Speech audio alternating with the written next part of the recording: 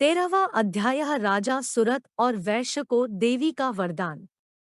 मेधा ऋषि बोले, हे राजन, इस प्रकार मैंने देवी जी का उत्तम महात्म्य तुम्हें सुनाया। जिसने इस संसार को धारण कर रखा है, वह देवी इस प्रकार के प्रभाव वाली है। वही देवी विद्या प्रदान करती है।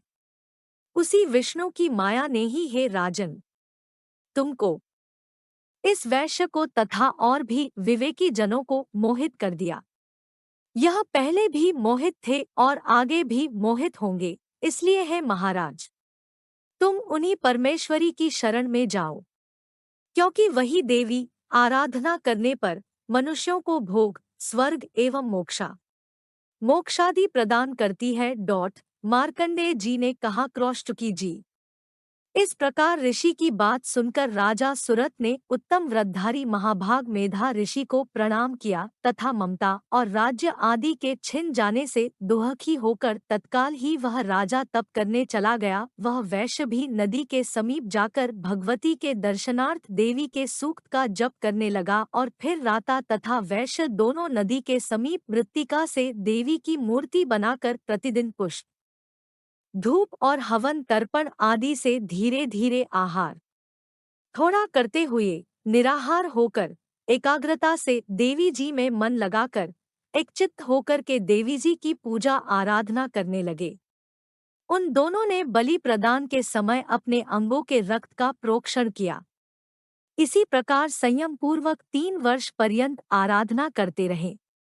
तब संसार को धारण करने वाली देवी ने प्रत्यक्ष होकर दर्शन दिए।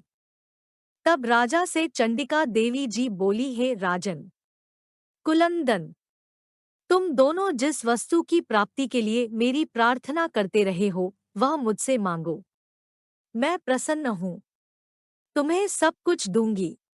मार्कंडेय जी बोले, तब राजा ने दूसरे जन्म में अक्षय रहने वाला राज्य मांगा और इस जन्म में शत्रुसेना का बलपूर्वक नाश करके फिर अपने राज्य की प्राप्ति का वर मांगा। वैश्य का तो मन संसार से विरक्त हो चुका था, इसलिए उस बुद्धिमान ने उस ज्ञान का वर मांगा जिसके द्वारा संसार की अहंता ममतात्मक आसक्ति नष्ट हो जाए। देवी बोली, हे राजन, थोड़े दिन बाद तुम अपना राज्य पा लोगे, कठिनता के बिना ही अपने शत्रुओं का नाश करोगे। वहीं पर तुम्हारा राज्य स्थिर हो जाएगा। फिर मृत्यु के रूप मां पश्चात सूर्यदेव के अंश द्वारा जन्म पाकर इस पृथ्वी पर आप सावर्णिक नाम के मनु होंगे। हे श्रेष्ठ वैश्य, तुमने जो उत्तम वर मांगा है, मैं उस वर को देती हूँ। मोक्ष प्राप्ति के लिए तुम्हें उस ज्ञान की प्राप्ति होगी। मार्कंडेय जी बोले, इस प्रकार देवी जी ने उन्हें मनोवांछित वर दिए। फिर उन दोनों की भक्तिपूर्वक की हुई स्तुति से प्रसन्न होकर देवी तत्काल ही अंतर्धान हो गई। इस प्रकार देवी से वरदान पाकर राजा सुरथ सूर्य देव के अंश से जन्म लेकर इस पृथ्वी पर सावर्णिक मनु के नाम से उत्पन्न होंगे।